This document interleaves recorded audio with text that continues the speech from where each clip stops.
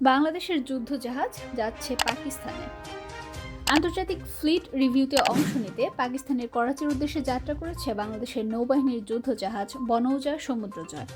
রোববার দুপুরে জাহাজটি চট্টগ্রাম নেভাল জেটি থেকে আনুষ্ঠানিকভাবে যাত্রা করে।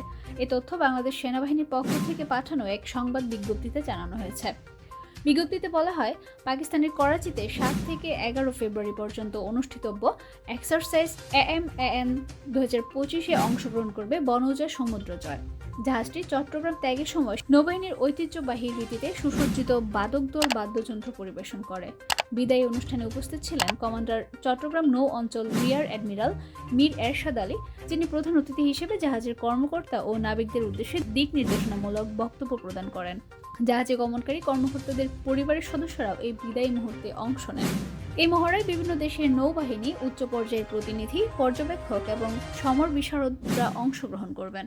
বনৌজা সমুদ্র জয় এর অধিনায়ক ক্যাপ্টেন মোহাম্মদ শাহরিয়ার আলমের নেতৃত্বে 33 জন কর্মকর্তা, 58 জন প্রশিক্ষণার্থী কর্মকর্তা এবং 274 জন নৌ সদস্য আন্তর্জাতিক এই ফ্লিট রিভিউতে অংশ নেবেন। বাংলাদেশ নৌবাহিনী ইতিমধ্যে বিভিন্ন বন্ধুপ্রতিম দেশের সঙ্গে যৌথ মহড়া, প্রশিক্ষণ এবং অভিযানের মাধ্যমে আঞ্চলিক সংহতির প্রতীক হিসেবে প্রতিষ্ঠিত হয়েছে।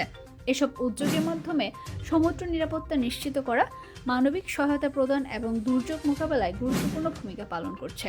এ সফরের অংশ হিসেবে বনৌজা সমুদ্রজয় পাকিস্তানের উদ্দেশ্যে যাত্রার পথে শ্রীলঙ্কার কলম্বো ও মালদ্বীপের মালে বন্দরের শুভেচ্ছা সফর করবে।